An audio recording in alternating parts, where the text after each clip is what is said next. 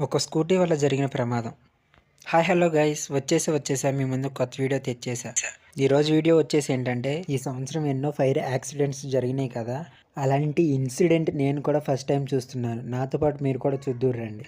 Evening time work అయిపోయి రూమ్కి వెళ్తుండగా ఈ సంఘటన మా కంపెనీ ఎదురుగానే జరిగింది. ఒక్కసారి మంటలు రావడంతో చాలా భయపడ్డాం. కంపెనీ నుంచి రూమ్కి వెళ్ళడానికి బయటకు వచ్చాం. బయట రోడ్డు మీద ఈ మంటలు అనేవి ఇంకా బాగా పెరగడంతో వెళ్ళే దారే కాబట్టి మేము కూడా అక్కడే ఆగిపోయాం. మేము రోడ్డుపైకి వెళ్ళేపాటికి ఫైర్ స్టేషన్ వాళ్ళు కూడా వచ్చేసారు.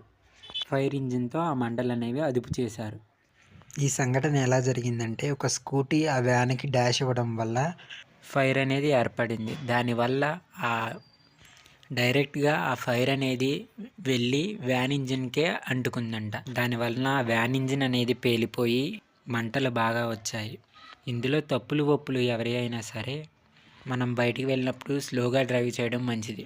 నువ్వు చేసే ర్యాష్ డ్రైవింగ్ వల్ల అందరికీ ఎఫెక్ట్ అవుతుంది, జాగ్రత్త. ఇంతే ఫ్రెండ్స్, నా వీడియో కనుక మీకు నచ్చినట్టయితే లైక్ చేయండి, షేర్ చేయండి అండ్ మరిన్ని వీడియోస్ కోసం నా ఛానల్ని సబ్స్క్రైబ్ చేసుకోండి.